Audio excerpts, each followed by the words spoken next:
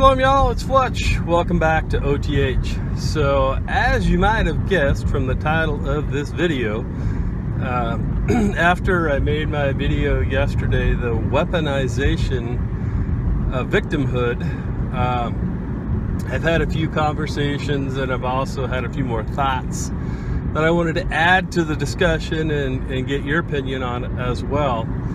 And here's the first thing that I'm talking about.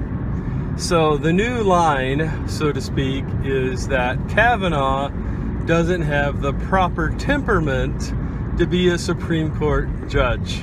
And personally, you can probably tell by my smile, yeah, that's laughable.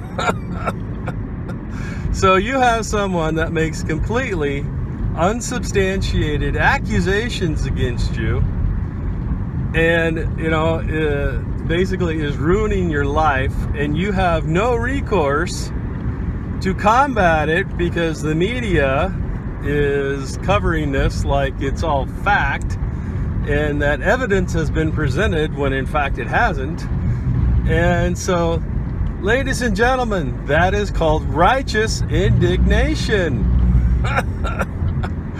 Oh man, it just cracks me up that it's like, oh no, right? Because in modern day society we have pussified men. Yeah, I said that. We have pussified men so much, or let's give it more of a clinical term, the emasculation of men, right? Where we're teaching men and boys that, if they act like stereotypically what would be attributes of feminine character, right? Like crying and being soft and, just things like that in general, right? Then, we're rewarding boys for acting that way. However, if they want to play with guns and dump trucks and stuff like that, and make lots of loud noises and be quote unquote aggressive, right? Now all of a sudden, oh, look at little Johnny there. You should be worried about him. He's acting really aggressive. and the truth is there could be nothing further from the truth.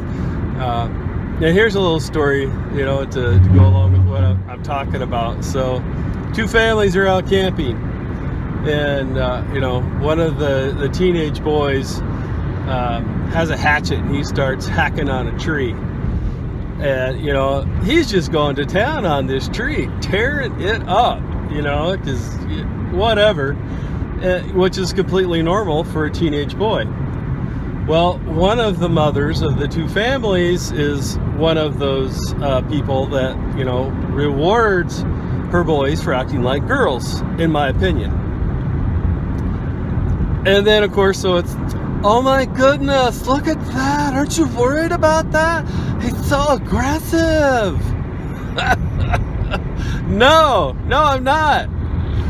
And you shouldn't be either. That is completely normal for teenage boys, to act like that and to be, however you want to put it, vent their frustrations or, whatever, and to, get rid of it in a healthy physical way. And, we just have so emasculated men in our society. So here's also part of what I'm talking about with the emasculation of men.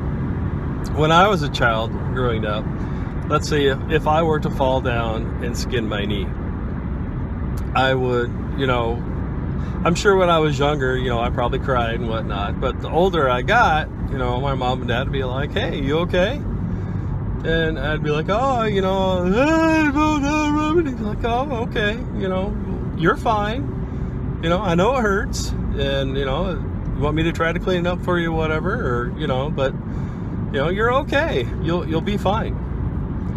Compare that to nowadays, right? If somebody's child falls down and scratches their knees, oh my God, are you okay?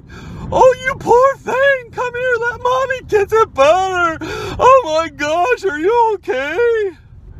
You all know someone that's done that, right? And some of you may be recovering helicopter parents as well.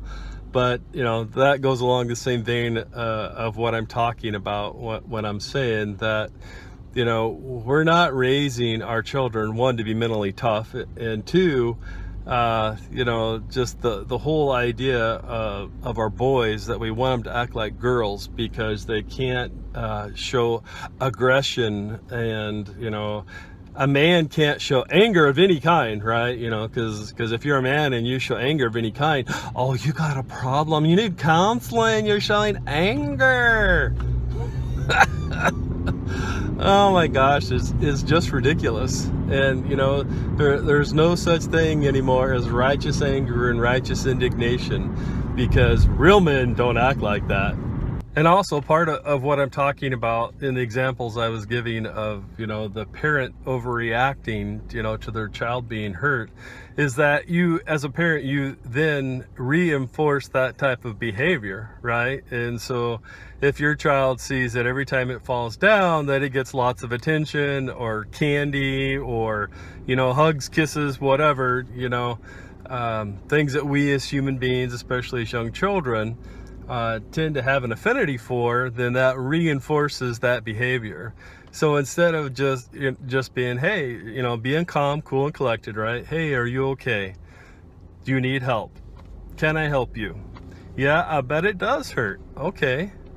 You know, there's a huge difference between that and, you know, the helicopter parent that just totally overreacts and makes a huge scene.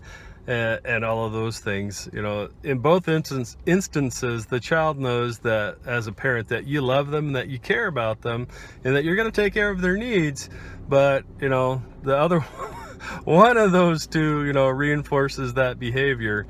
And so it's the same thing, right? When we quote unquote reward our sons for crying when they're hurt. And so what should Kavanaugh have done? Crawled up in a corner in the fetal position and feigned victimhood as well, started crying, and, you know, tried to make people feel sorry for him so that he can be a victim too?